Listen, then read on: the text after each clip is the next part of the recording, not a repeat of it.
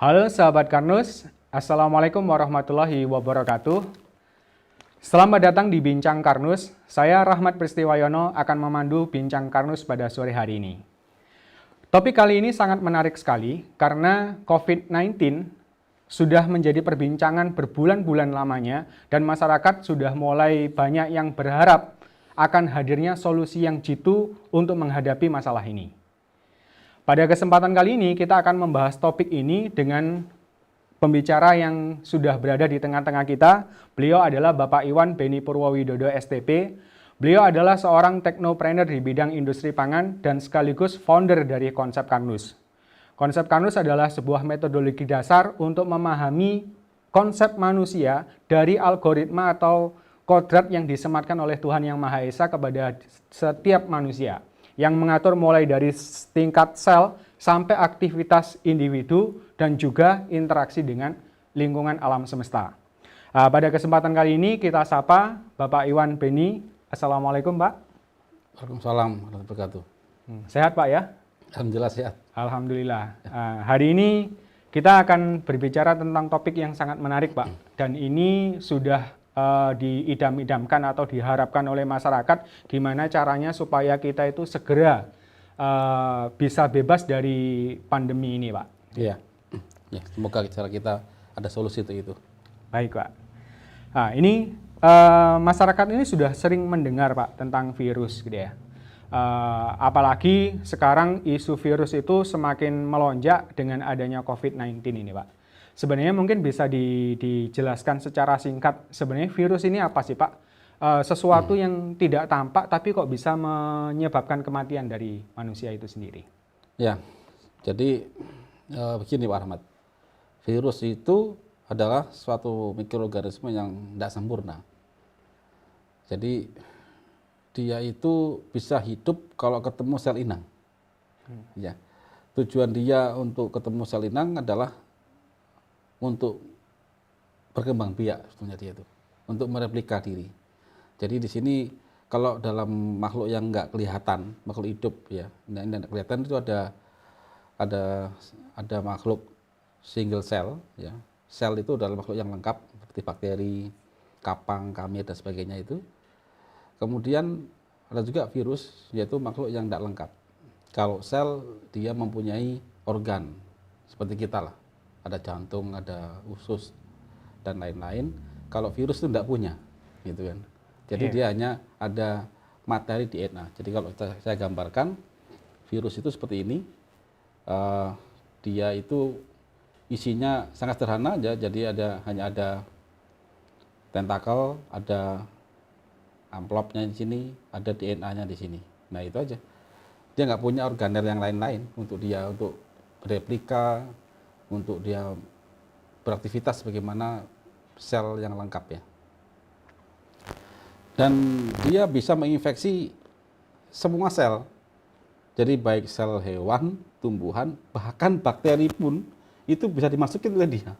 Itu hebatnya virus itu di sana. Iya. Terus masyarakat sebenarnya sudah mengenal banyak virus nih Pak. Ada influenza, Ebola, dan sekarang ada muncul virus baru nih COVID-19. Ya. Sebenarnya bisa dijelaskan nggak Pak? Ini bedanya apa sih? Mungkin ada jenis-jenisnya atau gimana Pak? Secara banyak penggolongan sebenarnya. Tapi kita coba kategorikan dua aja dulu lah, biar tidak banyak sederhana ya. Jadi jenis virus itu kita golongkan ada dua, yaitu virus DNA dan satu lagi virus RNA. Nah di sini. Nah, bedanya di mana kedua virus ini? Adalah di kode genetiknya. Kalau virus DNA itu, dia kode genetiknya, yang tadi yang otaknya dia itu adalah DNA, deoksiribosa. Kalau virus RNA, itu langsung kode genetiknya, otaknya itu adalah RNA, ribonukleot tadi, ribosa dia ya. Nah, kemudian di virus DNA itu, dia mengalami replika dua tahap. Jadi kalau ketemu sel inang, kan virus itu mencari sel inang kan sebenarnya. Untuk dia memerintahkan sel itu. Jadi kalau virus DNA itu dia harus mencari nukleusnya sel. Setiap sel itu mempunyai otak juga. Inti Namanya sel itu, inti Pak, ya? sel, nukleus itu. DNA-nya sel. Kemudian dia mengambil alih otaknya sel, kemudian memerintahkan sel organel sel itu bereplika sesuai resep yang diberikan. Gitu. Nah, kalau virus RNA enggak. RNA satu tahap ya, begitu dia masuk dalam sel, maka dia langsung ketemu ribosom. Ini bagian dari dapurnya sel untuk eksekusi. Jadi dia nggak perlu ketemu bosnya. Itulah bedanya virus DNA, virus RNA ya. Jadi kalau secara garis besar gampangannya beginilah. Kita kan orang industri, Iya. yang paling gampang lah, maklun. Iya. Ya, saya punya pabrik makanan, ya kan. Pak Rahmat punya resep. Nah, Pak Rahmat itu virus itu. Kalau virus DNA, Pak Rahmat harus ketemu saya dulu selaku owner. Lebih birokratif. Ya? Birokratif ya. Jadi ketemu saya negosiasi, saya terpengaruh, maka saya perintahkan seluruh organ saya, pabrik saya, mulai kepala produksi, gudang, semuanya untuk membuat resep Pak Rahmat. Tapi kalau Pak Rahmat virus RNA, tidak perlu ketemu saya, langsung masuk nyelonong, ketemu kepala pabrik saya, tanpa minta izin saya, yuk jalanin. Nah itu lebih gila lagi kan. Nah itu gampangnya dalam masyarakat umum kan ya. Iya. Gitu. Nah karena virus RNA itu langsung potong kompas, makanya virus-virus ini mutasinya sangat cepat perubahannya. Jadi otomatis ya agak sulit dikendalikan. Itu. Kalau yang virus DNA itu agak lambat mutasinya. Contohnya apa? Hepatitis, herpes itu virus RNA. Kalau virus RNA apa contohnya? Influenza, Ebola, Corona, dan katanya COVID-19 juga. Yang saya dapat informasi begitu.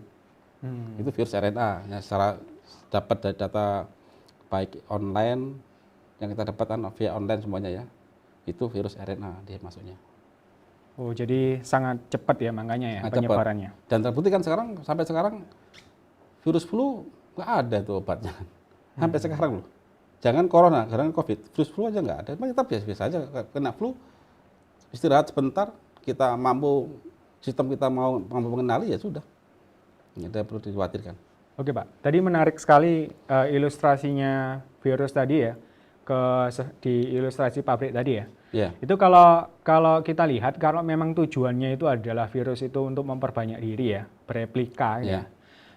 Itu mungkin bisa dijelaskan lebih detail Pak, tahapan-tahapan. Mungkin selama ini kan kita tahu, masa inkubasi gitu ya. Virus ini itu sekian hari. Kalau COVID, saya dengarnya itu kan 14 hari gitu ya. Itu ada tahapan-tahapannya Pak? Ya, jadi memang ada tahapannya. Jadi virus itu mulai pertama kali masuk dulu ke tubuh kita, dia mencari sel yang cocok gitu kan. Kemudian dia baru komunikasi dan dia baru masuk. Ya persis lah seperti orang mau maklun tuh. Datang dulu ke pabriknya, kemudian dia berusaha negosiasi dan akhirnya jadilah.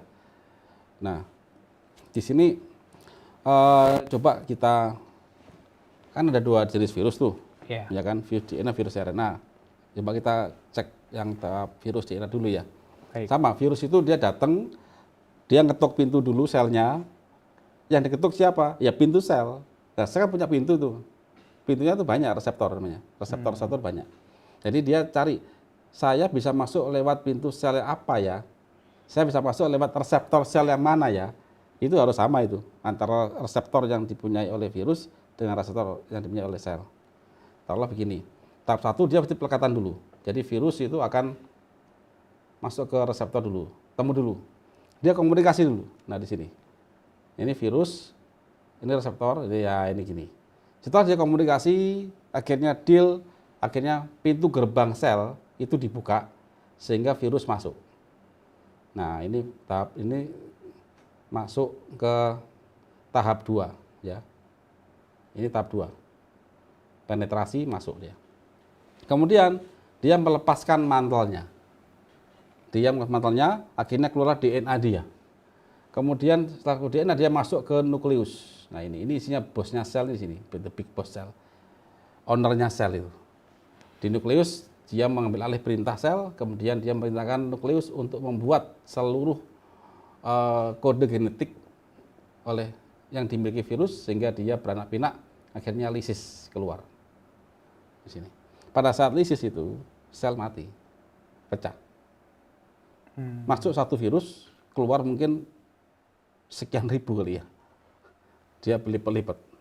Saya pecah kok sel itu. Lisis ya, gitu kan, sudah penuh gitu kan. Nah, terus gimana virus yang hasil replika ini? Dia mencari sel lain, Diulangi lagi. Satu virus masuk, tumbuh 1000. 1000 ini menginfeksi 1000 sel yang baru. 1000 kali 1000 berapa? Terus beranak pinak. Juta. Sudah nggak tahu Miliar. nggak tahu juga. Nah itu caranya ya. Itu virus DNA ya. Nah yang virus Kalau RNA, nah ini lebih simpel. Sama juga tahapannya, dia satu penetrasi dulu. Dia negosiasi sama reseptor sel. Sel, tolong bukain pintu. Nah, selnya nurut, dibukalah pintunya. Nah akhirnya setelah terbuka, masuklah penetrasi tahap 2 ini. Masuk dia. Tahap 3, masuk ke sitoplasma, ya kan? Sitoplasma. Tahap 4, dinding virusnya lisis, keluarlah RNA-nya. RNA keluar, tapi dia nggak ke nukleus, tapi dia langsung ke ribosom. Langsung ke mesinnya sel. Tadi seperti Bapak maklun, nggak ketemu big boss pabrik, langsung ke kepala produksi. Langsung merintahkan, langsung ngambil alih. The big boss nggak tahu apa-apa dan tidak berdaya, gitu kan? Akhirnya dia beranak pinak dia, memerintahkan untuk produksi.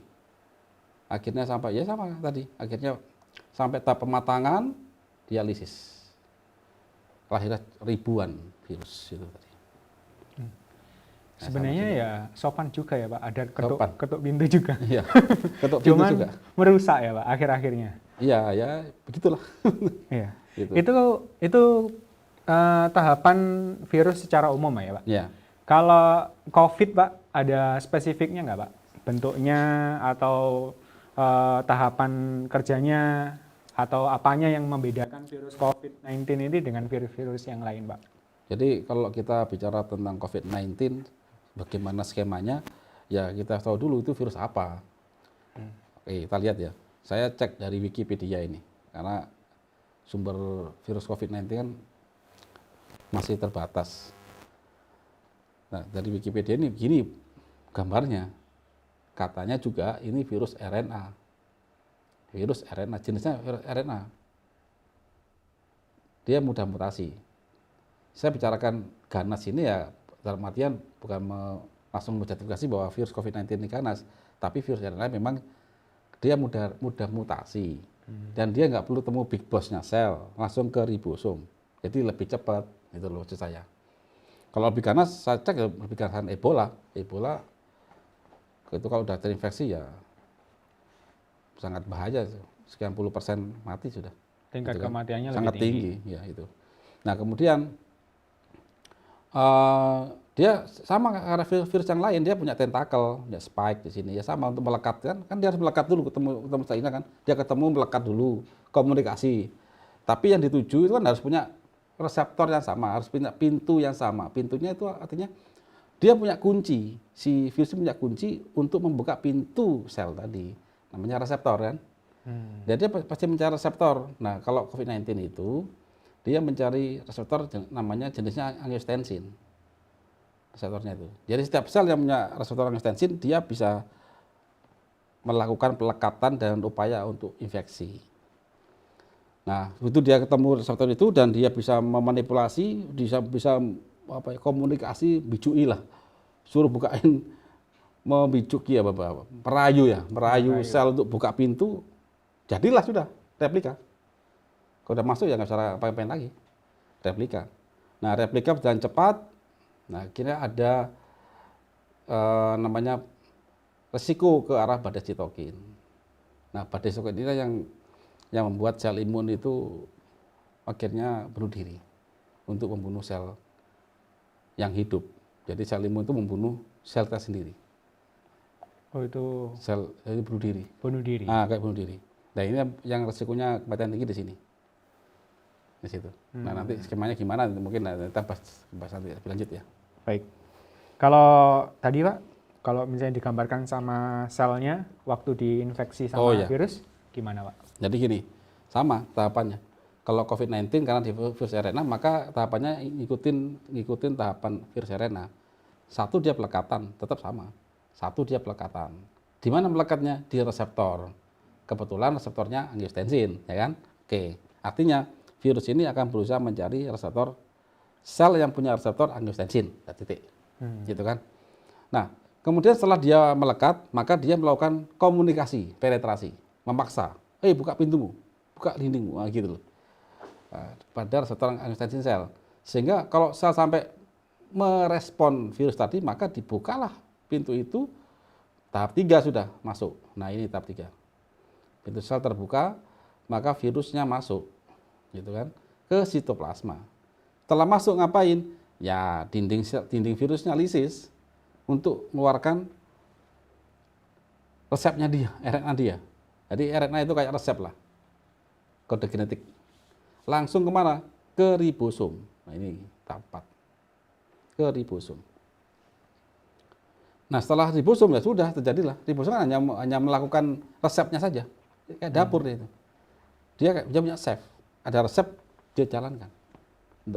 Semuanya dijalankan sama dia. Mulai dari RNA-nya sel yang baru, envelope-nya, glikoproteinnya, semuanya dijalankan sama dia. Akhirnya berlanjutlah proses-proses sintesa ini sampai pematangan, sampai virus yang baru siap dikeluarkan. Maka sel inang ini, jika sudah penuh, maka dia akan lisis dan pecah dan mati. Akhirnya tahap 6 ini, virus lepas, selnya mati. Tahap 7, virus yang baru ini akan menginfeksi sel yang lain. Dan jumlahnya banyak. Oke, tadi ada komunikasi Pak ya. Tadi melekat, ada komunikasi. Saya nggak bisa membayangkan ini Pak. Komunikasi antara virus COVID tadi dengan penjaga pintu itu gimana? Mungkin bisa dikasih ilustrasi atau diagramnya Pak. Gimana ya? Iya, komunikasinya itu seperti apa? Jadi kalau kita cek diagramnya itu, ini kan virus, ya kan? Ketemu sel, dia akan nempel di situ. Nah, kemudian komunikasi ini sebenarnya hampir sama kalau dalam dunia nyata. Dia bicara, cuma bicaranya itu kalau kita kan ada suara ya. Sebenarnya suara itu adalah perpindahan gelombang sebenarnya. Ada elektron yang bergerak itu loh. Kalau kita perkecil lagi, itu adalah perpindahan gelombang yang melewati molekul-molekul tadi. Udaranya ada molekul ini semuanya. Ada unsur ya. Nah, kalau di tingkat kecil itu, maka reaksinya reaksi redoks, reduksi oksidasi saja dia itu komunikasi. Perpindahan elektron juga ya, Pak? Iya, sama, kecil. Nah, di dalam sel itu, sel kita kan, sel manusia ini kan banyak teman loh. Kita kan jutaan triliunan sel tubuh kita ini. Nah, kita juga sudah disematkan oleh Sang Pencipta itu suatu sistem pertahanan. Pada saat ada virus atau suatu zat asing mendekatin suatu sel, maka di sini ada semacam pertahanan dua hal ya, ada dua komponen lah. Namanya antigen presenting cell, APC ini. Ada yang profesional, ada yang amatiran. Gitu loh. Yang profesional itu contohnya dendritic cell, makrofag, dan B cell. Yang amatiran itu fibroblast, mast cell, dan semua sel yang punya nukleus. Nah, gitu kan. Tujuannya apa sih? Jadi gini, pada saat seorang asing mendekati Anda kan pasti rumah kita, ini banyak rumah nih, banyak di satu perumahan ya. Ada seorang perampok menyambar sesuatu, dia ngetok pintu, komunikasi. Pada saat itu dia ada sesuatu yang dicurigai, maka ada yang berusaha mengenali, ada keributan di situ. Namanya orang akan mulai melaporkan ke pihak berwajib, menuliskan ciri-cirinya. Bisa paham di sini? Iya. Jadi, ada orang asing berbaju ini, ditulis sama dia, dilaporkan ke satpam misalkan. Nah, sama juga pada saat ada suatu kuman masuk ke dalam sel, di sini ada sesuatu yang aneh gitu loh. Makanya di sini ada dendritic cell, makrofag, dan beta cell, B cell ya. Kemudian ini yang profesional.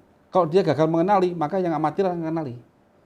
Kemudian dia melaporkan ke sistem pertahanan innate imun, ini yang kayak neutrofil, basofil, makrofag, ini kayak kalau di satpam lah. Gitu kan. Ini melaporkan. Jadi antigen itu berupa suatu rumus kimia yang mencirikan ciri-ciri karakter makhluk asing itu. Dilaporkan ke sistem pertahanan untuk segera ditangkap, gitu aja. Nah, kalau dilaporkan ke yang reguler, Inet Imun kan yang reguler nih, ya kayak Satpam gitu dan sebagainya itu.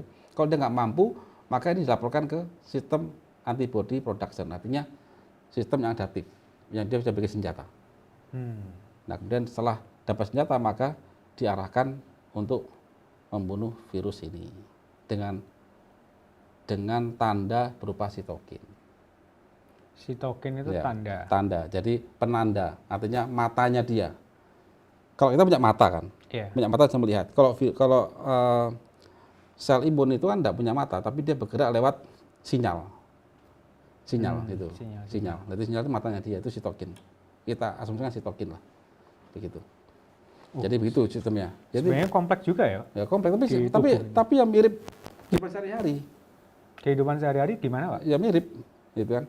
Ya seperti ini, Pak, ini anggap aja nih, kita ini di perumahan, ini sampai satu rumah ya, ingat, ini anggap aja nih, rumah ini banyak lah ya. Ini tetangganya banyak, dempet. Oh ya. Ya, dempet. Di perumahan itu pasti punya satpam kan? Iya, ada satpam di rumah. Satpam, di atasnya ada polisi kan? Nah, itu adalah, kita sampaikan adalah yang profesional. Gitu kan? Yang reguler profesional, gitu kan. Anggap aja ini ada seorang perampok yang menyamar sebagai petugas listrik. Gitu aja. Menyamar sebagai petugas listrik, dia masuk ngetok pintu. Gitu. Akhirnya di sini kalau pemilik rumah ini dia pinter, dia kan nggak mudah percaya sama orang itu. Ya kan? Di situ ada komunikasi keributan. Akhirnya kan mulai ini, jika pas di depan rumah itu ada satpam lewat kan langsung tahu tuh. Iya. Langsung nyamperin. Nah, kalau nggak ada, yang matiran lah. Siapa? Pembantu rumah tangga lah, teriak-teriak lah. Pemilik rumah teriak-teriak lah. Warga sekitarnya mungkin tetangga, ini ada yang aneh nih. Tapi karena dia nggak berani melerai, maka dia langsung laporkan ke siapa? Ke pos satpam. Ke Polantas misalkan, ke Sabara misalkan ini ya. Iya. Nah, begitu dia langsung bergerak. Lihat. Wih, ternyata pakai pistol, pakai granat. Kan nggak mampu. Ini kan reguler. Makanya dia langsung pindah ke adaptif imun. Sistem pertahanan yang adaptif, yang dia bisa bikin senjata. Kopassus misalkan, Brimob atau artileri udara misalkan nggak perlu kan. Nah, dia bikin senjata. Dengan berdasarkan ciri-ciri dari ini tadi yang dilaporkan di sini. Jadi ini antigen namanya. Nah, itu antigen itu ada berupa ciri-ciri. Lapor. Ini ada perampok bawa granat, bawa pelontar rudal misalkan, yang rampok apa ya rudal. Tapi itu fakta. Maka setelah sistem ini adaptif atau pertahanan yang lebih canggih itu dia mengenali dan dia bisa bikin senjata. Oh, kalau dia bawa rudal maka saya gempur dari udara. Begitu. Maka disiapinlah senjata baru. Pada saat disiapin senjata baru, maka dia butuh arah. Ini kemana arahnya? Ditembakkan kemana? Di mana alamatnya? Di mana posisinya? Nah, itulah namanya sitokin. Nah, itu tadi itu. Oh, di sini.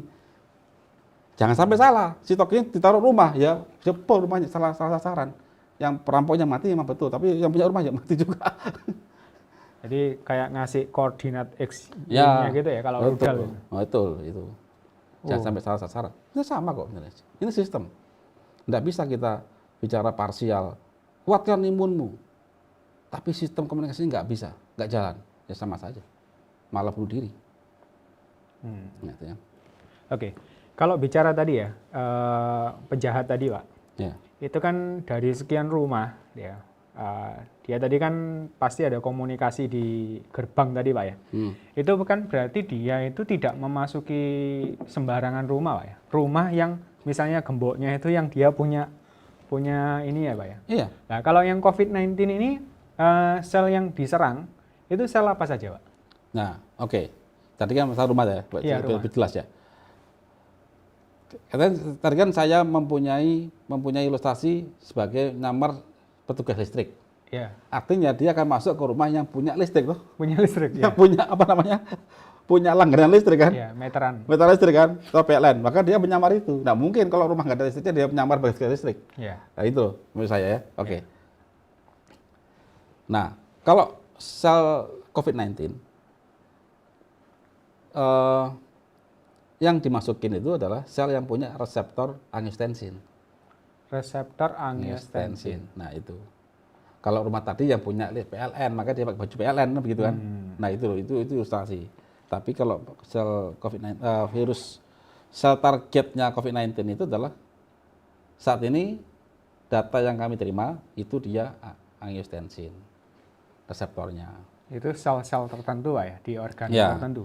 Ya contohnya sel paru-paru, sel jantung, sel ginjal dan sel pencernaan. Ini. Itu. Angiotensin ini apa? Hormon. Iya. Dia tuh hormon kan perintah tuh. Yang Ada perintah buka dan ya. tidak itu ya Pak. Hormon itu perintah. Jadi tubuh sel itu kan dia bisa bergerak melakukan sesuatu jika ada perintah. Ada perintah, berarti ada reseptor, ada yang menerima perintah. Pak Ahmad saya perintahkan. Kalau nggak punya telinga mata, mana saya bisa perintahkan? Saya perintahkan pakai kertas. Berarti saya bisa melihat, kan? Bisa baca. Jadi hormon itu adalah suatu metode, suatu alat perintah, satu skema perintah. Nah, otomatis jika ada perintah A, maka punya reseptor A. Nah, itu. Makanya Dia menerima. si COVID ini dia memerintah yang bisa diperintah ya, yang Ya, reseptornya itu reseptor tadi, itu. angiotensin Angiotensin namanya. itu. Nah, ini bahasanya bahasa biologi ya. Ya, itu memang agak sulit pahami, tapi paling gampang gini lah. Setiap kali ada perintah, pasti ada yang menerima perintah. Yang menerima perintah itu angiotensin, jenisnya itu aja. Berarti perintahnya harus sama antara penerima dan antara mode perintahnya dengan penerimanya. Kata dulu, rumah itu orang ini mau merampok, menyamar sebagai petugas PLN. Artinya dia akan mencari rumah yang bisa menerima dia, mengaksep dia sebagai petugas PLN. Artinya apa? Dia punya PLN, harus punya Meteran listrik kan begitu. Berarti oh ya aku punya listrik. Berarti itu petugas PLN. Berarti saya percaya. Nah begitu loh. Nah itu aja yang Nah, sebenarnya angiotensin itu kalau misalnya nggak ada virus Pak ya, itu fungsinya apa sih Pak di sel tubuh paru-paru misalnya? yang sebenarnya reseptor itu banyak. Ada reseptor insulin, yaitu untuk menerima hormon insulin sehingga sel itu bisa membuka badannya untuk menerima gula kan begitu kan? Iya. Dan lain-lain banyak sekali reseptor. Kalau yang Karena ini hormon tadi, banyak. yang angiotensin Angiotensin itu, itu yang kita baca dia memerintahkan sel untuk melakukan kontraksi sebenarnya. oh yang denyutan itu Pak, mengembang itu. mengempis Ya, itu. Pokoknya sel yang untuk melakukan kontraksi itu masuk ke reseptor angiotensin. Oh. Jadi mayoritas ciri-cirinya organ itu ya sel yang punya angiotensin itu sel pada organ yang bisa berkontraksi. Yang mulai paru-paru misalkan jantung, ginjal dan pencernaan. Ini usus ya. Iya. Kalau ngomongkan hormon itu Pak, biasanya kan gandengannya sama enzim Pak ya. Oh ya. Nah, kalau enzim itu apanya Pak? Kalau hormon tadi kan perintah ya. Hormon itu perintah. Jadi hormon itu perintah, dia bisa terbuat dari mulai dari peptide ya, kemudian sebagian juga dari grupnya kolesterol juga ada juga dari karbohidrat juga ada. Jadi itu senyawa perintah itu sebenarnya. Senyawa perintah untuk komunikasi antar sel dalam tubuh manusia atau dalam makhluk multiseluler untuk saling komunikasi. Nah itu ya. Nah enzim itu adalah eksekutor Yang menjalankan yang perintah. menjalankan. Jadi kalau hormon itu adalah perintah, eksekutornya aja enzim. Oh, makanya selalu bergandengan itu. Ya, banyak kan bergandengan, gitu kan. Enzim itu menggandengkan atau memutus sesuatu, gitu kan. Diperintahkan bergerak. Ada perintah, contoh gini, banyak sih. Begitu ada perintah insulin, maka sel akan memasukkan gula. Begitu gula, maka akan dirubah itu. Masuk, apakah digunakan untuk bekerja, maka akan jadi pompa ATP, glikolisis sampai Krebs cycle. Itu enzim semua itu jalankan. Atau mungkin disimpan gitu kan, jadi lemak, ya kan. Ya, bisa jadi. Itu semua enzim jalankan semua. Jadi itu hormon memasukkan sesuatu, minta sesuatu maka akan dieksekusi jadi apa. Itu sistem yang mengatur. Oke Pak, jadi kita dapat pemahaman yang bagus ya. Jadi Ya. kita tahu virus, terus khususnya COVID itu seperti apa, dan dia itu masuk ke tubuh kita itu untuk bereplika, beranak pinak, dan sel-sel yang dituju ini yang punya reseptor angiotensin, antara lain tadi paru-paru, jantung, usus, sama apa Pak? Ginjal ya Pak? Ginjal. Ginjal. Itu yang secara literatur saya baca ya. Secara literatur. Kebanyakan ini yang diserang itu paru-paru Pak ya, yang di berita-berita itu Pak ya. Yang kita paru-paru. Oke, setelah kita paham tentang COVID-19 ini Pak, tentang ciri-cirinya dan cara kerjanya gitu ya, kita langsung topik kita kan strateginya Pak. Strategi menghadapi COVID-19 ini bagaimana Pak menurut konsep Karnus Pak? Jadi kalau kita bicara strategi itu ada 2 tahap, Pak Rahmat. Tahap pertama pencegahan. Pencegahannya apa sih? Ya mencegah COVID-19 tidak masuk dalam tubuh. Dan satu lagi paling penting, memastikan sistem imun bekerja dengan baik. Ini paling penting. Sistem imun harus bekerja dengan baik, dipastikan. Kalau mencegah itu, kita nggak tahu, nggak kelihatan virus itu. Iya. Ya kan? Kecuali tahu ada bentuknya terus menghindar. Kalau gimana menghindar gitu kan. Tahap 2, pengobatan ini bagi yang sudah terlanjur kena. Ada infeksi awal dan infeksi lanjut. Di situ. Jadi ibarat main game strategi itu, kalau pencegahan itu COVID-nya masih belum masuk. Belum masuk Benteng ataupun dia masuk tapi dibunuh. Oh, dibunuh. Iya. Langsung Dia boleh masuk. dibunuh ini ya. Iya, kita kan perang. Kita ini hidup di alam semesta ini nggak sendirian. Ada makhluk lain yang ciptaan Allah itu ada. Bakteri, kapang, kambing kan nggak kelihatan semua. Gitu Iya. kan. Di luar jin loh ya. Kita nggak bicara bahas tentang jin. Yang nggak kelihatan itu virus nggak kelihatan juga. Gitu kan. Nggak kelihatan tapi masih masuk. Ciptaan. Itu sahabat-sahabat kita itu sebenarnya. Setiap hari ketemu sama kita itu. Baik Kak. Lah, untuk mencegah itu gimana Pak? Virus ini tidak kelihatan ya. Jadi sangat kecil, tidak kelihatan mata gitu ya. Terus Ya. maksudnya mencegah itu nanti gimana? Apakah yang selama ini program misalnya harus jaga jarak atau apa gitu? Jadi saya tuh lebih suka kalau mencegah itu adalah tidak cuma sekedar takut, jaga jarak, overprotective ya. Itu semua itu kan nonsen. Apabila sistem imun itu tidak bekerja, nggak kelihatan dia kok, gitu kan. Nah, tapi di sini oke lah, kita ada usaha paling nggak situ. Yang pertama adalah satu pencegahan itu adalah kita berupaya supaya sel COVID-19 itu kita cegah masuk ke paru-paru dan usus, kan gitu kan. Kalau melihat, karena dia akan menyerang paru-paru dan usus kan begitu, yang paling gampang, gitu kan. Kalau kita bicara jalur masuk loh ya, Iya. kalau hirup bisa masuk ke paru-paru, Pernapasan itu. pernapasan, langsung nggak? Iya. Kalau buat makanan bisa langsung ke usus kan begitu. Itu paling gampang. Kalau ginjal sama jantung kan agak jauh jalurnya dari luar kan. Jadi kita coba cegah 2 jalur itu, pernafasan dan pencernaan. Kemudian pada orang yang mempunyai gangguan metabolis seperti diabetes, hipertensi, stroke, cancer, segera berbagi metabolisme sel. Nah ini terapkan konsep Karnus. Ini upaya untuk mereaktivasi seluruh sistem, termasuk sistem imun. Sistem imun itu bagian loh, bagian kecil dari semua sistem loh. Berarti manusia ini enggak banyak sistem manusia itu. Sistem imun memang penting, tapi semuanya penting juga yang lain. Kayak negara lah, negara kan ada sistem pertahanan, ada sistem pemerintahan, sistem pendidikan, semuanya ada kan. Iya, iya. Nah, kalau semua itu hanya fokus di pertahanan, siapa yang mau bekerja cari mutar uangnya nggak ada. Sedang pertahanan butuh duit. Nah itu, ini harus pahami secara konteksnya. Kemudian perkuat regulasi sistem imun, jadi pastikan metabolisme tingkat sel berjalan dengan baik, ya terapkan konsep Karnus lagi.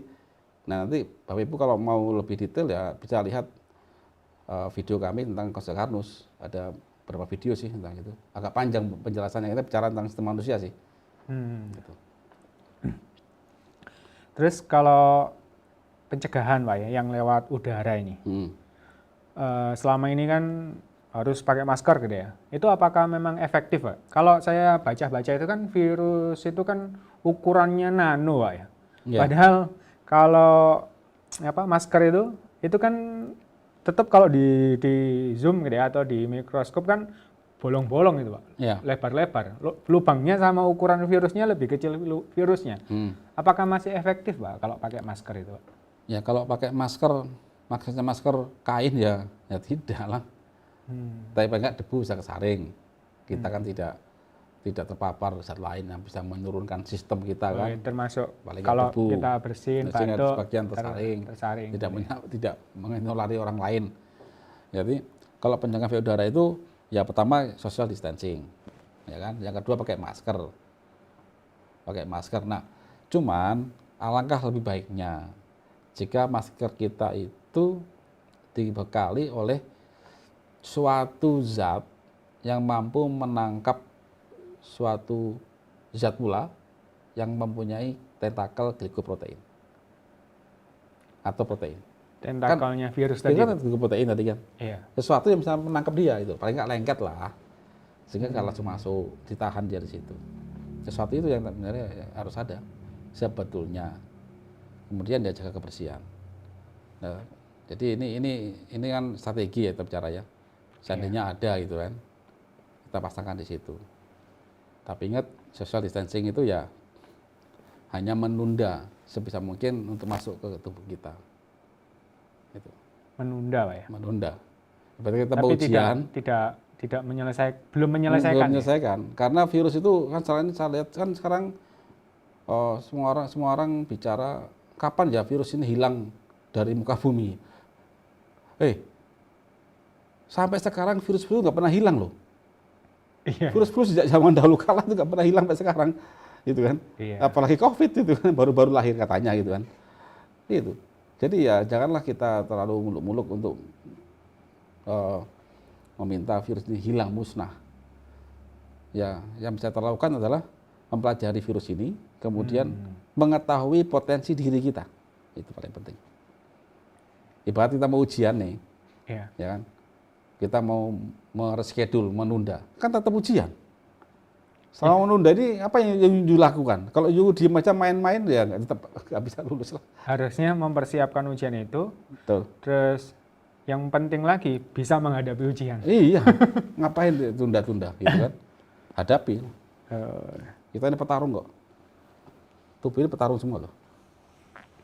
Itu kalau lewat udara Pak. Tapi kan kemana-mana pakai masker. Ya. Tapi pada waktu makan kan tetap aja dibuka. Oh iya, ya dibuka lah. Terus kita kan nggak tahu Pak, makanan itu steril ataukah tidak. Itu gimana strateginya kalau kita ternyata virus COVID itu juga bisa lewat makanan. Jadi di udara ini sangat sulit kita bicara steril. Sangat sulit. Kita sekarang ngobrol di sini udah banyak kuman. Kita nggak tahu itu kuman apa. Kalau kita ambil sampel media agar, bakteri kapang banyak. Apalagi virus, kita nggak tahu. Gitu kan? Jadi yang paling penting tadi, saya lagi potensi diri. Itulah konsep Karnus itu bicara panjang lebar mengenai manusia dan alam semesta. Manusia itu sudah dibekali oleh Sang Pencipta itu skema yang sangat indah, sangat kuat di situ. Oke, itu makanan ya. Makanan itu cari makanan yang bersih, artinya bersih tidak kotor, gitu aja. Tapi kalau kita bisa steril, enggak. Begitu Anda buka taruh meja, ini teh nih, saya minum teh nih, ini nggak mungkin nih, ini steril betul. Saya minum ya, berarti ya. Bersih, belum tentu steril. Iya, belum tentu steril. Gitu kan? Nah, kemudian ya tangan kita jaga kebersihan lah. Bisa steril dengan hand sanitizer kan? Nah, begitu kena udara, ya nggak tahu lagi. Bisa nempel lagi. Bisa nempel lagi. Nah, virus yang ada di makanan kita atau kuman itu, begitu kita makan, kita kunyah, kita punya pembunuh di situ, di lambung. Di lambung. Jadi virus kita makan nih, masuk mulut, lambung, usus halus kan? Iya. Nah, pada saat di lambung itu, terjadilah pembantaian seluruh kuman.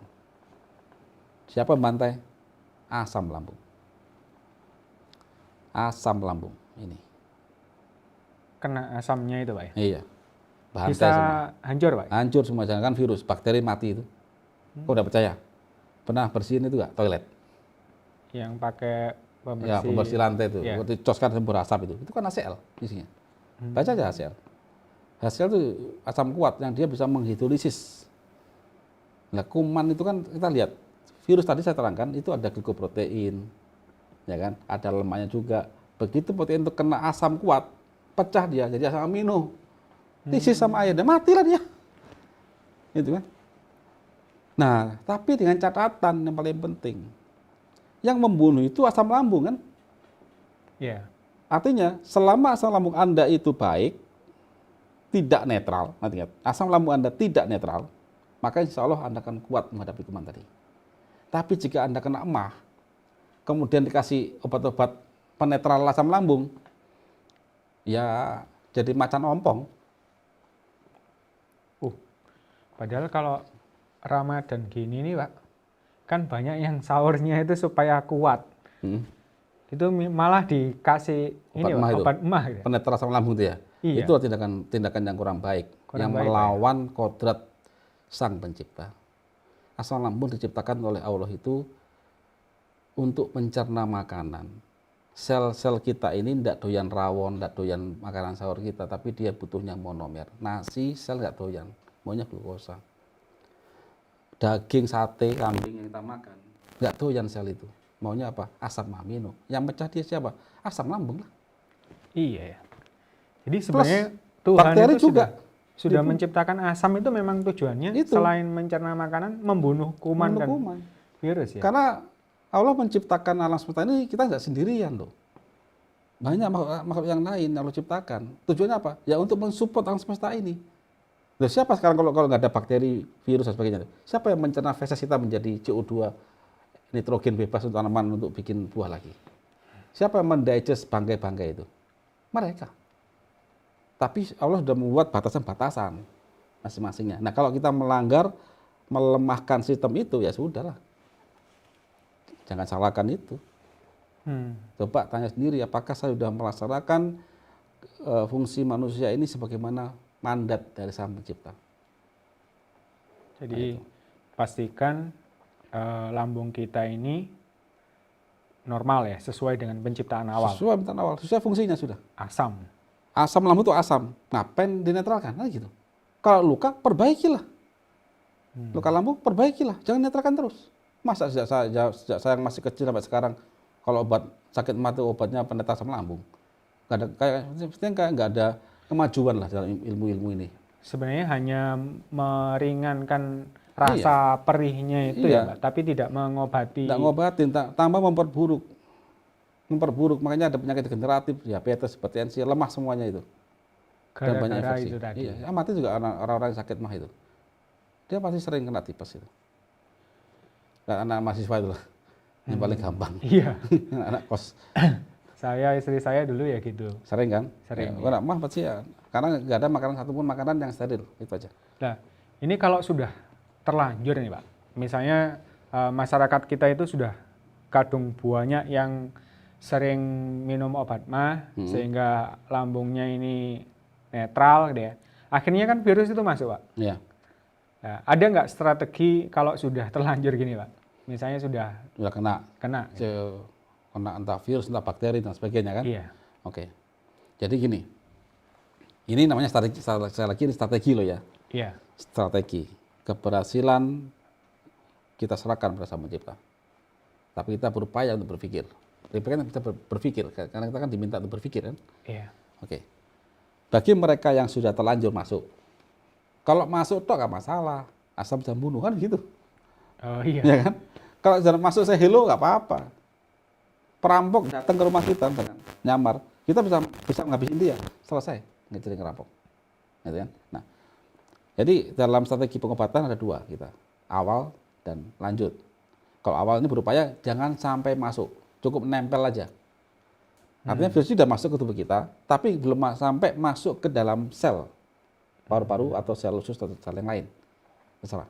Jadi ibaratnya ini perampok ini sudah masuk, sudah ngetok pintu kita. Sudah berupaya masuk, tapi dihadang oleh sistem. Nah itu ya. Itu yang awal. Awal, pengobatan awal ya. Jadi apa strateginya? Nah ini di sini ada saya gambar saya. Tahap ini COVID-19 itu sudah masuk dan menempel pada reseptor angiotensin. Jadi ini satu nih. Nah satu, dia ngetok pintu nih, angiotensin. Assalamualaikum, assalamualaikum, bukan assalamualaikum ya. Hoi, buka pintu ya gitu. Atau selamat pagi Pak, nah, gitu kan. Ya. Karena menyamar sebagai petugas listrik. Ya. Saya dari PLN, bla bla bla. Gitu. Dia komunikasi nih, ya, komunikasi dengan sel. Nah, pada saat komunikasi ini, kalau kita tahu mencurigakan, berarti kita harus banyak cerdas dengan pertanyaan. Dalam bahasa komunikasi tingkat sel, dalam tingkat atom, komunikasi kan berjalan dengan reaksi redoks itu. Reduksi oksidasi. Artinya apa? Semua unsur akan diarahkan ke pasangan-pasangan elektron tadi. Baik secara radikal atau tidak. Dia mengarah ke gas ideal, tujuannya begitu. Maka kita ganggu dia. Ganggu karena dia adalah redoks, maka yang bisa kita donorkan sesuatu yang ada elektronnya kan gitu kan. Iya. Jadi pastikan tubuh punya donor elektron. Nah ini poin 2 ini, saya punya banyak elektron di sini, diganggu di sini. Dengan terganggunya komunikasi ini kan lama itu virus, nggak masuk. Iya. Diharapkan tuh ada neutrofil lewat, ada sapam lewat, kemudian dia langsung jadi dendrit, langsung dia membuat antigen. Artinya dia menulis ciri-cirinya. Oh orang ini, virus ini begini. Dicek, wah gua nggak mampu membunuh virus ini. Maka dendrit sel akan mengkonfirmasi ke adaptif imun. Yaitu sel imun yang mempunyai kemampuan untuk membuat senjata berdasarkan ciri-ciri yang diberikan oleh antigen. Namanya antibodi. Nah itu kan. Nah ini dendrit sel tiga ya, karena dia melihat bentuk dendrit itu informasi bentuk antigen. Kemudian yang keempat, dendrit sel mengirimkan ke sel namanya limfosit adaptif imunitas itu, limfosit, untuk dia mengasih tahu antigennya, ciri-cirinya. Limfosit akan bikin produksi sel pembunuh, sel T namanya, berdasarkan antigen itu. Dan akhirnya dia suruh menyerang virus ini berdasarkan penindai sitokin. Gitu. Sitokin siapa yang ngasih? Dendrit bisa. Jadi dendrit lapor, ini ada virus, begini ciri-cirinya, maka dia pilih antigen, tembakan sudah saya kasih tanda di sana. Itu maksud saya. Dia tembak, mati. Nah, pada saat seseorang sukses pada pengobatan awal ini, maka selamat, Anda telah membunuh COVID-19 dan Anda sudah mempunyai antibodi. Sudah masuk database. Database. Dan berarti begitu ada virus yang ciri begitu, dia sudah punya senjata. Oh, matinya dengan ini. Sikat sama dia. Nanti nggak lama. Nah itu kan. Yang bikin lama kan mengenali itu, bikin senjata tadi. Ditembak nggak mempan. Itu kan. Nah itu. Nah, cepat dan tidaknya itu karena sistem imunnya bekerja dengan baik. Iya, sistem loh ini. Ini bukan masalah senjata loh. Sistem loh. Bedakan antara sistem dengan persenjataan. Bedakan sistem pertahanan dengan tentara. Bedakan itu. Tentara bagian dari sistem. Senjata itu bagian dari sistem. Termasuk dendrit, sitokin, Ya. itu tadi bagian dari sistem. Dan itu harus serentak, harus bekerja dengan baik. Mungkin dikasih ilustrasi Pak yang lebih sederhana kayak rumah tadi itu. Ya tadi sama sebagai rumah lagi. Jadi ini kan ada kayak perampok yang menyamar sebagai petugas listrik. Nah sudah. Begitu dia, kalau pembantu ini pinter, dia ketok pintu nih, dia mencecar banyak sekali pertanyaan. Pertanyaan mencecar. Nah makin cecar dia kan agak emosi tuh, ya kan? Tetangganya kan ribut. Ini apa ribut? Maka dia lihat tuh, ini kayaknya perampok ini. Dia langsung kirimkan ciri-ciri ke satpam. Satpam, di rumah ini ada orang mencurigakan bahwa ini. Satpam datang, cek. Wah, yang datang perampok kelas kakap. Nggak mampu saya ngadepinya. Dia langsung ke adaptif imun. Ada pasukan lebih yang lebih tinggi yang bisa profesional. bersenjata. Ada Kopassus, Brimob, artileri, begitu kan. Laporkan, oh dia bawa senjata pelontar roket katanya. Makanya yang jangan lawan artileri udara. Kirim pesawat, gitu kan. Seret. Ditembak kemana? Kan nggak tahu. Di mana alamatnya? Maka dengan penindesitokin ini, ada dicirikan oleh Sapam tadi, alamatnya di sini, di koordinat ini, maka ditembak. Nah ini. Nah, sudah ini, jadi perkuat pintu rumah, lakukan berbagai berkala caranya. Ulur waktu komunikasi, membantu dengan tanya ID dan sebagainya. Nah, mengulur waktu itu kalau dalam bahasa tingkat sel itu, karena dia durasi redox, maka dia diganggu itu. Kasih elektron, kasih elektron. Dan tubuh kita sudah punya itu kok. Glutathione dan sebagainya itu ada. Katalase, ada semua. Kalau Nah, kalau berjalan dengan baik. kalau dengan baik, kalau enggak ya tebal sudah. Nah itu ya. Kalau proses itu lambat ya Pak, terus akhirnya tadi penjahatnya sudah kaldung masuk, Ya. terus wes mengobrak-ngabrik rumah, itu berarti sudah masuk ke Sudah tahap masuk, lanjut. tahap lanjut sudah. Tahap lanjut itu. Nah, terus kalau tahap lanjut strateginya ada lain lagi Nah, lain lagi. Berarti kalau udah tahap lanjut otomatis kan sistem imun seorang sudah kacau balau gitu. Jadi kalau udah tahap lanjut ya lakukan di tahap lanjut itu kita berupaya untuk menenangkan diri, menenangkan seluruh sel. Jangan panik. Yang nanti berbahaya lagi itu adalah selain virus ini membunuh sel paru-paru atau sel terinfeksi makin banyak, yang paling banyak lagi adalah pasukan tentara kita itu bingung mau nembak kemana. karena sana ada. Ya, dan semua teriak tak tolong. Akhirnya tentara itu pasukan imun itu akan menilai bahwa wah ini bandit ini atau virus ini bersembunyi di balik setiap warganya. Tidak mungkin selamatin sudah. Akhirnya apa? Dibom, bandit semua dibom hangus. Seperti Bandung Lautan Api, dibakar semuanya. Nah itu bunuh diri. Tadi itu badai Ya, sitokin. badai sitokin. Jadi pada kondisi ini yang bisa kita lakukan adalah kita jangan sampai ada badai sitokin. Artinya jangan sampai sel imun kita itu bingung nembak kemana, kita bunuh diri semua, dibunuh semuanya. Baik sel tubuh yang hidup dan sel virus dan virusnya dibunuh. Nanti hitung-hitungan. Kalau hidup, kalau mati. Gitu. Itu akhirnya kayak autoimun ya, menyerang. Menyerang dirinya sendiri. Jadi tahapannya satu, jalankan strategi pengobatan awal, hambat COVID-19, tetap jalankan yang tadi, yang awal tadi. Pencegahan jalankan, ya kan? Redam sekresi sitokin. Nah, itu kan. Yang ketiga, pastikan metabolisme sel berjalan lancar. Mulai glikolisis, TCA, ATP, semua ini dijalankan. Terapkan Soekarnos. Artinya kita harus segera berupaya begitu sel mati diganti. Itu upaya kita. Kalau sel mati nggak diganti, ya banyak mati sebab nanti itu. Begitu. Yang keempat, sitokin terkontrol, sel T membunuh COVID-19 sehingga paru-paru aman. Jadi selektif. Gitu. Yang kelima, antibodi disimpan oleh sel T memori, sehingga kalau ada lagi ya segera tangkap. Ya jika kita bisa melalui hal ini, ya selamat Anda telah melewati fase kritis. Gitu. Kalau dibuat ilustrasi Pak, lebih kompleks ini. Format tadi, ya biar kompleks, artinya perampoknya itu masuk, kemudian menguasai banyak rumah di sana. Kan kita bilang ini banyak perumahan tuh, perumahan banyak. Dia datang banyak orang langsung.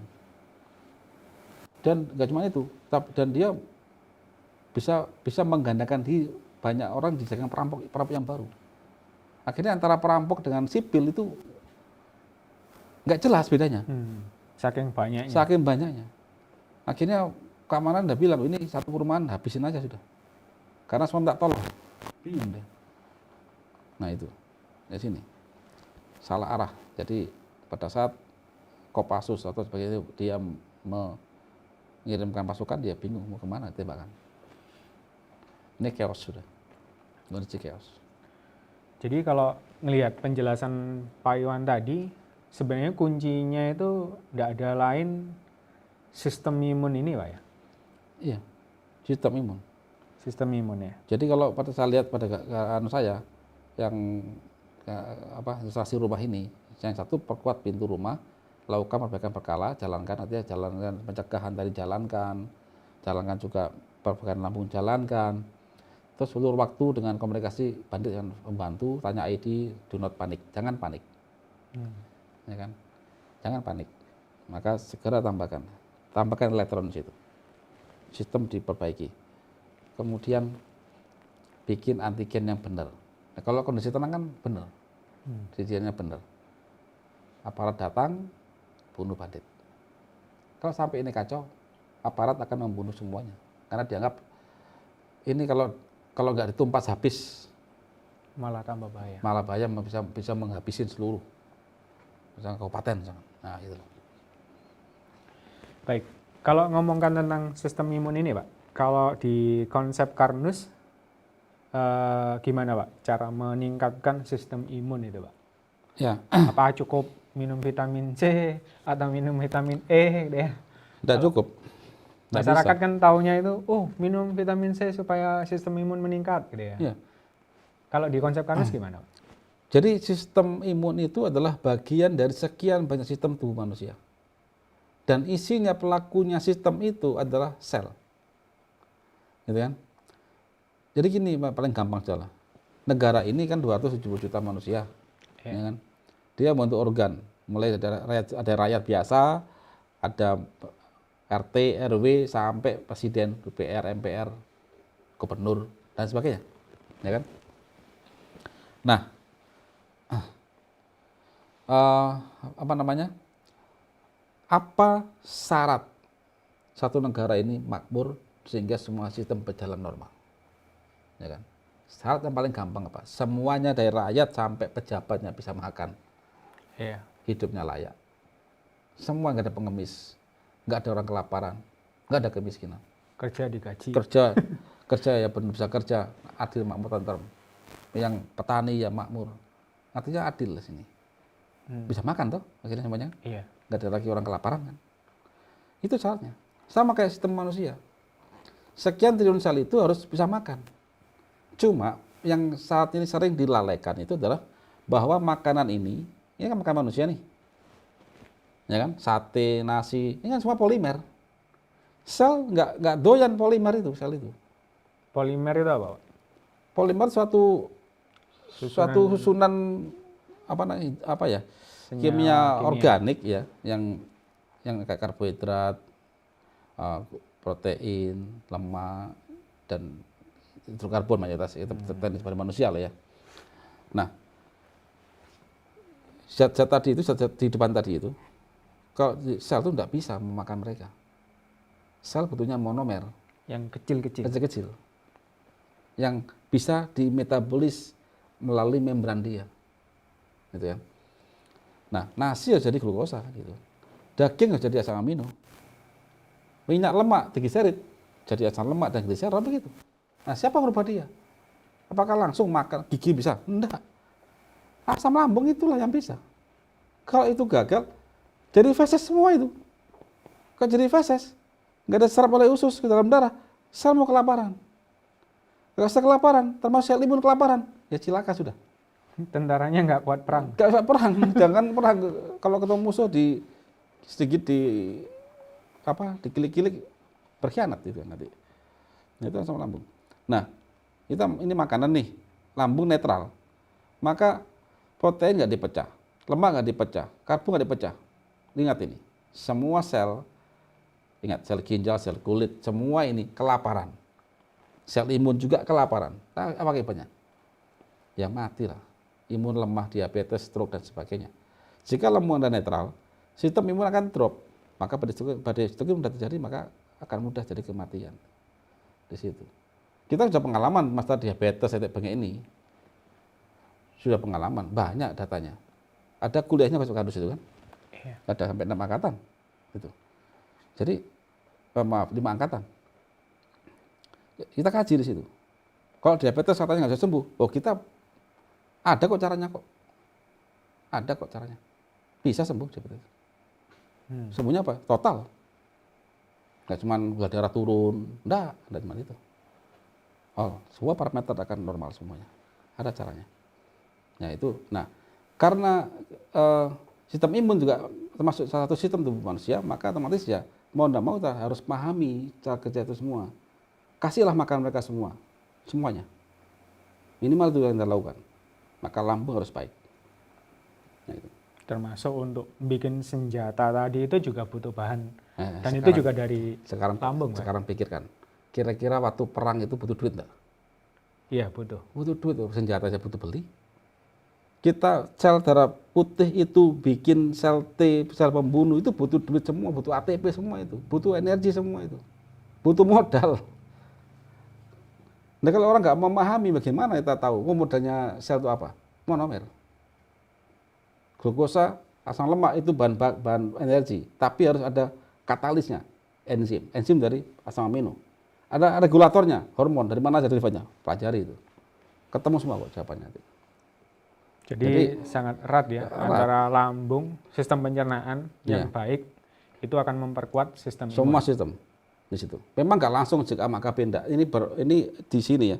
Seperti gini loh. Apa hubungannya sebuah filter bensin dengan ECU? Itu aja. Jika orang berpikir pendek, nggak ada hubungannya. Tapi orang berpikir jangka panjang, tahu kalau itu nggak ada filter, maka akan ada kebutuhan injektor dalam waktu lama. Begitu sebelum dia mogok, maka ada penyesuaian seluruh resources dalam sistem mobil itu sampai dia benar-benar gagal. Berarti sudah memforsir kerja semua sistem mobil, alat mobil. Kalau orang itu aja. Jangka panjang. Jangka panjang. Makanya penyakit degeneratif itu mesti panjang ya. Jangka akibat panjang. dari itu tadi. Anak mas 20 tahun dengan terterakan, kena diabetes sudah 35 tahun, 40 tahun, diabetes terus dan sebagainya. Anda bilang apa? Keturunan. Ini kan saya kira pemikiran yang nggak lazim untuk zaman sekarang. Kita harus kritis dalam hal ini. Baik Pak, ini tadi strategi ya Pak. Strategi mulai dari pencegahan, kemudian kalau sudah harus pengobatan awal sampai ke pengobatan lanjut, gitu ya. Kalau di dunia manajemen itu kan setelah strategi itu kan ada taktisnya Pak, langkah praktis atau terapannya. Nah, ini mungkin yang ditunggu masyarakat itu kan, ya wis, terus ya opo gitu ya, gimana selanjutnya? Ya. Mungkin bisa kita langsung bahas saja ke langkah strategi terapannya Pak. Sebelum sana saya ingin kasih data ini ya. Ini penting ini. Sekarang data saya sampai dari Cina ini, CDC-nya ya. Cina itu orang yang korban COVID itu yang usia 40 tahun ke atas, di mana mereka ini mayoritas pasti ada penyakit degeneratif, itu aja. Ya, oke. Ini kita data aja. Artinya kenapa kok pada anak-anak muda bahkan anak-anak hampir tidak ada. Nah ini perlu dipertanyakan. Ada something di tubuh. Tadi kan saya sampaikan sistem imun bagian dari sistem tubuh manusia. Kalau Anda diabetes, hipertensi, berarti ada kegagalan, ada satu something yang nggak benar dalam tubuh Anda. Otomatis sistem imun nggak jalan. Ya sudah. Makanya banyak korban di sini kan. Data ini secara tidak langsung mengindikasikan bahwa orang-orang yang kena COVID-19 itu ada penyakit penyertanya. Penyerta. Dan itu adalah penyakit degeneratif. Iya, mayoritas degeneratif. Kalau terjadi degeneratif, otomatis sistem imun kan nggak jalan. Iya. Ya. Kayak diabetes, sel dia itu nggak bisa membudek dari insulin. Akhirnya gula darah nggak bisa masuk ke dalam sel. Padahal gula darah itu untuk energi. Akhirnya kelaparan sel itu. Ya orang lapar gimana? Lihat orang diabetes kan, loyo, kurus, sering, mohon maaf, impoten juga kan. Nah, apalagi ngelawan virus Pak. Iya. Ya selesai. Itu yang kita anukan ya. Yang senang aja kurang, apalagi yang nggak enak Ini perang. nggak enak perang, suruh perang. Gitu aja. Oke. Baik Pak, dilanjut Pak ya. Ya. Kita ke terapan ya Pak. Tadi kan ada pencegahan, ada pengobatan awal, pengobatan lanjut. Kita bahas satu persatu. Yang terapannya kalau pencegahan Pak. Oke. Jadi kalau itu, saya sekarang bicara tentang penerapan. Berarti kalau penerapan butuh aksi kan. Iya. Kalau saya bicara konsep itu teoretik. Terus bagaimana caranya? Apakah ada cara yang yang faktual itu kan, yang bisa dipraktekkan? Praktis gitu kan. Nah di sini mau tidak mau ya kita akan bicara tentang suatu zat akhirnya, gitu kan. Oke. Pencegahan mata udara, social distancing kan. Ya lakukan untuk menunda, paling nggak menunda sambil kita persiapan, gitu kan. Saya gitu kan. Iya. menunda tapi nggak ngelakuin apa-apa ya percuma saja. Kemudian supaya menundanya itu bisa maksimal, maka gunakan masker yang punya sesuatu yang bisa menangkap glikoprotein. Nah di sini memang ada Karnus Mas, tapi ini masih dalam tahap upaya untuk produksi massal.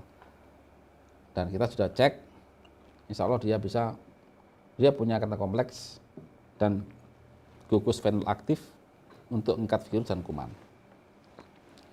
Selebihnya ya jaga kebersihan tangan, hindari usap wajah dan hidung, itu aja. Nah ini bentuknya begini, yang sedang kami riset itu di sini.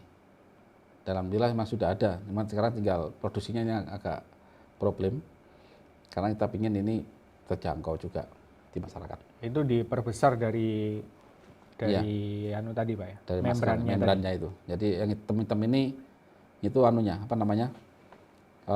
Ini kalau pakai SEM itu kelihatan bagus, cuman saya belum masukkan ke sini gambarnya SEM-nya, elektronnya ya. Nah kemudian ya ini sudah yang untuk urat udara. Tadi kan pencegahan ada dua, udara sama yang makanan. Oh ya, makanan. Yang makanan ya mau lambung harus bagus. Justru ini yang paling penting. Lambung harus bagus, betul lambung itu bagus, makannya banyak lauk, ya sudah, sistem berjalan. Gitu kan. Justru ini yang paling penting. Nah, terus bagaimana? Memang kita punya cara-caranya. Yang pertama adalah hindari penetralan asam lambung. Kemudian segera rekonstruksi lambung dengan agakosereal dan dengan dosis 1,1. Ini pencegahan ini. Segera perkuat senyawa donor elektron dengan algati. Maka makanan bergizi dan sehat. Kami minta banyak lauk di sini ya, kalau sudah lambung diperbaiki. Rekonstruksi itu artinya ketika lambungnya terjadi luka atau yang sudah sekian lama dinetralkan, itu diperbaiki gitu Pak? Ya, direkonstruksi diperbaiki lagi. Tidak cuma dinetralkan. Justru penetralannya paling bahaya. Justru penetralan asam lambung itu yang berbahaya, membuat sistem semua lemah. Sudah itu. Maka segera kita rekonstruksi. Itu pakai alga gold ya, sereal. Intinya ya kalau kita emang kami ini kan kita kan ada konsep research dan juga ada solusi gitu kan. Dan kita ada paten tentang ini, tentang lambung itu. Baik Pak, lanjut yang berikutnya.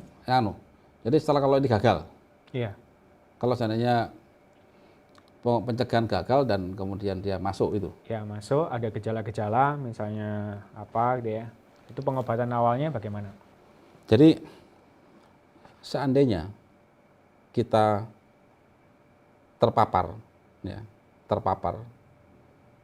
maka lakukanlah langkah pengobatan awal.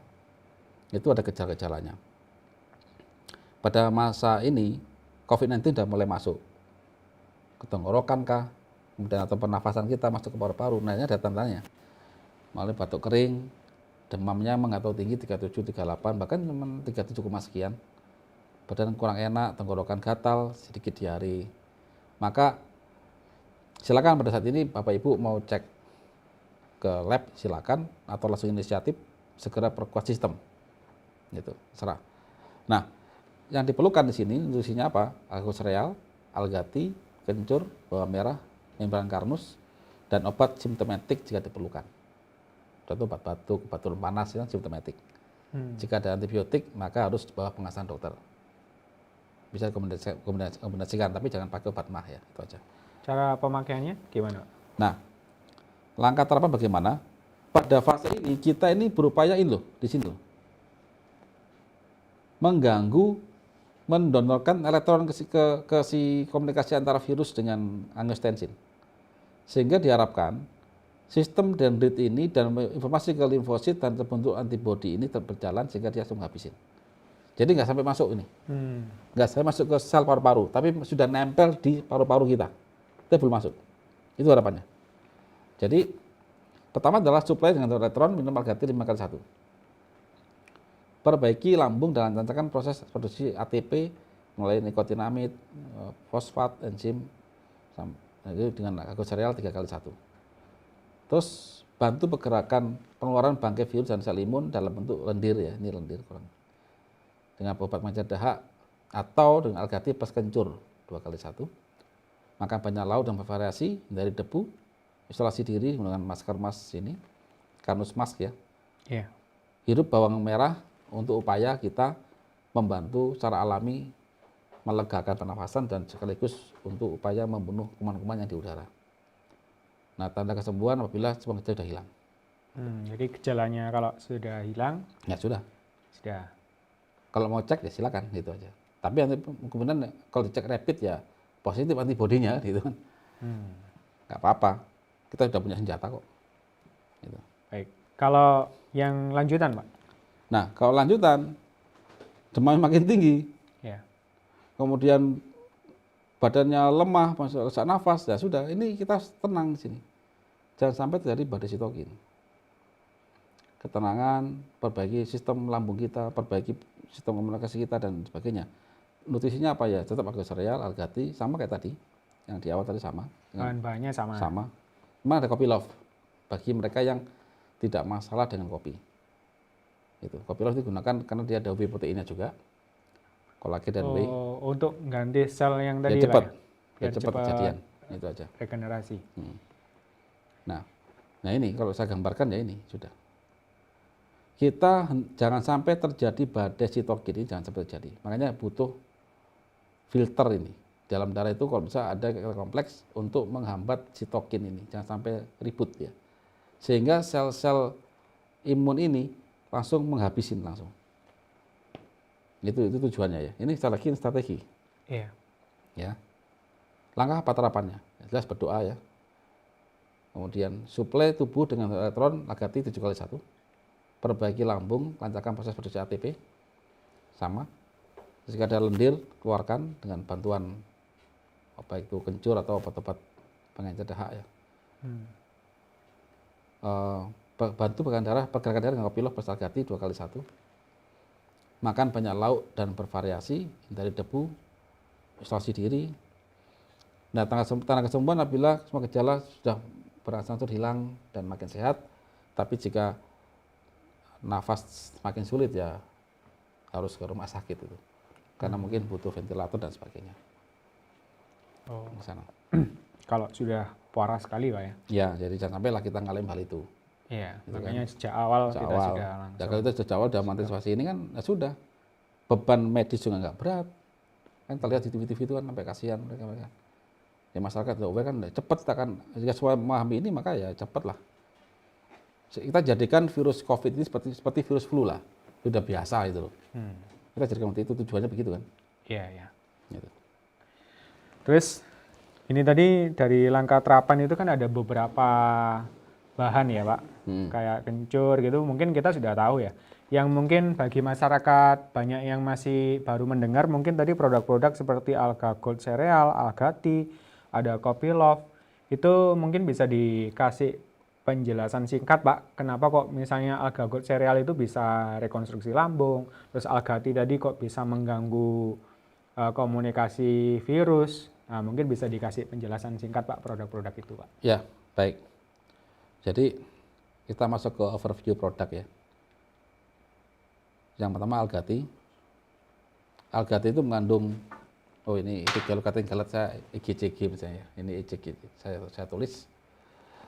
Nah ini dia punya 5, setiap kali molekul green tea itu punya 5 donor elektron. Yang cukup bahagia lah, kita suplaikan di sana. Kalau cuma antioksidan sih banyak yang lain. Cuman yang paling penting lagi adalah ikatan kompleks. Ikatan kompleks. Ya ini. Antara ini bentar kok agak error. Jadi ikatan kompleks ini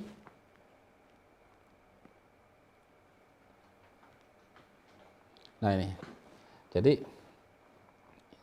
nah ini ikatan kompleks ya. Ini adalah ikatan dari tanin dan kolagen khusus yang kita produksi sendiri sehingga dia bentuk janji lembut. Tanin itu dari teh hijau. Dari teh hijau dan kemudian dari rosella yang ada di dalam Algati ini. Yang dia insya Allah bisa mengikat glikoprotein dan menjadi buffer sekresi sitokin. Situ. Jadi tujuannya virusnya tadi nempel, gitu, diikat. Diikat. Sitoknya diikat juga, jadi dia dihambat sama dia. Dihambat. Itu. Dia menghambat komunikasi dengan donor elektron, kemudian juga menghambat pergerakannya dia juga. Memperpanjang proses endositosis pada waktu infeksi, sehingga tadi dengan banyak elektron yang didonorkan kan agak lambat virus masuk. Yang paling penting apa? Tidak merusak sel tubuh, ini paling penting, justru melindungi. Melindungi. Iya, itu paling penting situ. Jadi sembuh, kalau sembuh balik lagi ke asalnya. Baik. Itu yang untuk Agati ya. Kemudian Agago Serial. Ya inilah masterpiece-nya, Agati. Agati bekerja dalam sistem komunikasi dalam darah. Kalau Agago Serial itu di awalnya di lambung. Di lambungnya ya. Ini yang utamanya. Karena sel itu, sel kita ini, sel otak, sel mata, sel ginjal, semua sel itu tidak bisa makan jika tidak ada yang mengkonversi dari makanan masuk mulut menjadi makanan mereka. Nah ini perlu pahami. Kalau sampai gagal dicerna oleh lambung ini, maka semua makanan itu menjadi feses. Makanya bagi mereka yang lambungnya bermasalah, sel netral, fesesnya bau, maaf. Kan banyak protein di situ. Nah, makanya dia banyak gizi, gitu kan. Yang paling bahaya lagi, sistem selnya akan kelaparan dengan semua sistem failure akhirnya. Ini apa? Ada kegagalan. Nah, dia mengandung kolagen tipe 3. Kebetulan kami adalah pabrik kolagen lokal Indonesia, salah satunya halal. Dari sapi. Ada pati resisten, ini juga salah satu paten kami. Duet dari dua hal ini akan merekonstruksi lambung yang luka. Kemudian mengandung risperidone aktif sebagai sumber nikotinamid dan berperan sebagai faktor pada siklus TCA dan pompa elektron pada pembangkitan ATP. Penting ini. Gitu kan. Nah, nanti bicara tentang ATP nanti kita bicara pada Koseparnus. Kemudian ada fosfat dan kalsium dari ganggang untuk transport elektron dan translasi enzim dan hormon serta energi. Sistem komunikasi di sistem tubuh diperbaiki. Sangat penting bagi pencegahan dan pengobatan COVID-19. Makanya ini penting sekali. Kita bicara sistem. Sistem tahanan harus bisa diperbaiki dengan sistem pula. Tidak bisa diperkuat salah satunya. Kemudian ada Karnus Max. Di sini memang sedang kita upayakan produksi.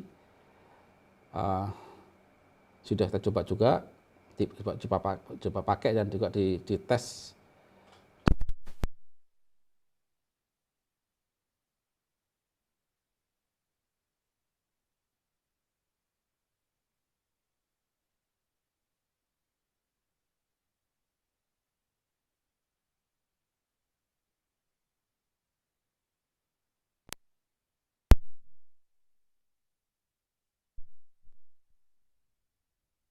Adalah protein triple helix penyusun jaringan ikat manusia. Cuma kolagen yang kita masukkan ke sini kolagen dalam bentuk asam amino. Jadi menyusun kolagen kita sendiri. Nantinya begitu. Cuma di Kopilot ada W-nya. Sehingga seluruh otot, organ terbentuk dengan ikat itu akan dibentuk lagi. Potensi pada pada kasus COVID itu sel paru-paru mati, segera kita benahi dengan dua protein ini, gitu. Dengan bantuan ini. Kemudian jahe ya untuk menghangatkan, melegakan tenggorokan. Jadi ini sangat membantu. Saya hampir tiap hari minum kopi love ini ditambah Algati kalau musim-musim COVID ini. Tapi agak good waktu saya minum, apalagi puasa gitu kan, waktu sahur dan buka. Bisa langsung dicampur Pak ya? Ya kalau ini saya campur Algati, langsung campur untuk coba aja nanti. Manfaatnya alhamdulillah baik ya, enak kok. Nah itu. Baik. Sudah tak terasa ya, waktu kita sudah 1 jam lebih ya. Jadi kita sudah membahas tentang teori-teori dasar tentang virus, COVID-19, cara kerjanya, sampai kita juga tadi berbicara tentang strateginya ya, secara konsep strategi kita itu seperti apa, mulai dari pencegahan, kemudian kalau sudah masuk pengobatan awal dan pengobatan lanjut gitu ya, sampai ke langkah praktis, bahkan luar biasanya langkah-langkah ini sudah disiapkan juga oleh Bapak Iwan ini perangkatnya, jadi alat-alatnya. Jadi luar biasa lengkap. Semoga konsep Karnus dengan strateginya ini bisa menjawab kebutuhan tantangan masyarakat kita saat ini, bahkan bisa jadi untuk dunia, Pak ya. Ya. Karena ini masih jadi masalah global ini, Pak. Luar biasa. Nah, mungkin sebagai penutup, saya minta Pak Iwan memberikan rangkumannya, Pak. Ya, baik, Ibu. Dalam menghadapi COVID-19 ataupun virus-virus yang lain, kita diharapkan atau diwajibkan untuk mengenali apa itu jenis kuman itu. Yang kedua, mengeksplor potensi diri. Karena Tuhan itu sudah menciptakan semua ciptaannya dalam kondisi yang sempurna. Kalau ada masalah, berarti ada something di situ yang mungkin kita luput, ya. Jadi di sini kita rangkum ya. Jadi setiap tubuh manusia sudah diberi algoritma dalam menjalankan kehidupan di alam semesta ini. Manusia sudah diberi salah satu fitur, yaitu sistem pertahanan diri dari sesama makhluk ciptaan Sang Pencipta. Ya kan? Terlepas ada seseorang yang merubah itu ya. Tapi kita yakin bahwa tidak ada yang bisa mengalahkan skenarionya. Ciptaan Sang Pencipta. Nah, fitur pertahanan diri tidak akan berjalan. Saya bold di sini, tidak akan berjalan apabila algoritma dasar metabolisme dilanggar. Apa dasarnya?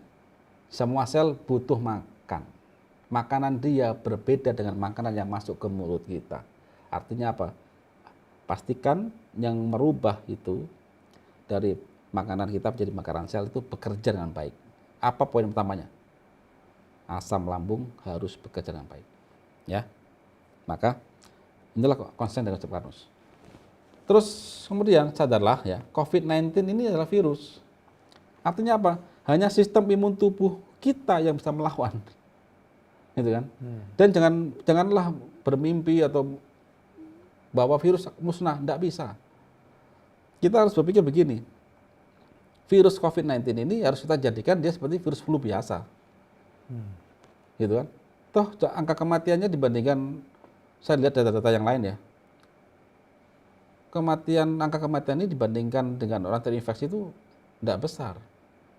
Dibandingkan DB misalkan, ya banyak DB. Saya baca kemarin yang kena DB itu per bulan ini sudah 40 sekian ribu, gitu kan, musim hujan ini Indonesia. Belum lagi yang lain-lain, cancer apalagi sedunia nggak ada apa-apanya. Jadi kita jangan panik di sini. Yang saya lihat sekarang masyarakat itu terlalu panik, gitu loh. Jadi coba kita tenangkan diri. Tadi sudah saya terangkan virus itu apa dan bagaimana potensi diri kita. Kita insya Allah lebih kuat menghadapi itu. Ya, jangan panik. Virus tapi ini waspada, tetap waspada. Waspada bagaimana? Ya tadi loh. Pastikan tubuh kita ada perbaikan. Gitu. Ya kan? Kemudian jalankan konsep Karnus, pelajari konsep Karnus ini. Intinya adalah kita mau memahami tubuh manusia. Gitu kan? Sebagaimana sunatullah dari Sang Pencipta. Hanya itu. Nah, di konsep Karnus ini sudah berhasil menjawab metabolic syndrome secara ilmiah. Maka karena mayoritas korban COVID-19 adalah mereka yang membawa penyakit bawaan, otomatis kita harus berupaya untuk mengembalikan, mencari solusi penyakit bawaan ini, seperti diabetes, hipertensi dan sebagainya tadi kan, bisa sembuh dulu. Jadi begitu. Jadi kalau secara singkat cerita, COVID-19 menghadapi COVID-19 jangan panik. Waspada, oke, ya. Terus saya harapkan ya segera nanti setelah social distancing ini segera kita beraktivitas seperti semula, gitu kan. Bahwa virus itu dengan potensi tubuh kita bisa kita lawan. Hanya imun yang bisa melawan kita, hanya sistem imun yang melawan kita. Itu aja. Bukan dengan social distancing saja. Social distancing oke untuk memperlambat. Seperti kita mau ujian, minta waktu extend. Tapi kita nggak apa-ngapain, percuma saja. Gitu kan? Nah sambil ini, oke sekarang kita sudah masuk PSBB. Saya harapkan jangan lama-lama gitu kan. Karena begitu ini makin lama terjadi, penderitaan masyarakat juga makin berat Pak Rahmat. Ekonomi berhenti. Padahal kalau kita lihat data secara fair-fairan nih, antara korban COVID-19 dengan yang lain cancer kan ya nggak ada apa-apanya kok. Gitu, jangan panik. Gitu. Cukup, Pak? Ya, saya kira demikian. Oke, luar biasa sekali pembahasan kita pada Bincang Karnus kali ini. Sesuai tagline-nya dari konsep Karnus, ini benar-benar cara cerdas untuk sehat. Jadi untuk menghadapi COVID-19 pun kita juga perlu strategi, dan strategi cerdas sudah diberikan oleh konsep Karnus, dituangkan oleh Bapak Iwan Beni ke dalam slide presentasi yang tadi kita bahas di Bincang Karnus kali ini. Bagi teman-teman yang belum mengikuti channel kita di Karnus Media, nanti video ini kita upload di Karnus Media. Silakan subscribe untuk mengikuti Bincang Karnus selanjutnya. Kemudian karena informasi ini sangat dibutuhkan pada masyarakat luas, silakan share sebanyak-banyaknya, like, komen gitu ya, untuk mengedukasi masyarakat kita, bahkan untuk dunia. Jadi demikian dari Bincang Karnus kita pada kesempatan kali ini. Sampai berjumpa lagi di Bincang Karnus berikutnya. Salam Karnus, cara cerdas untuk sehat. Assalamualaikum warahmatullahi wabarakatuh. Salam.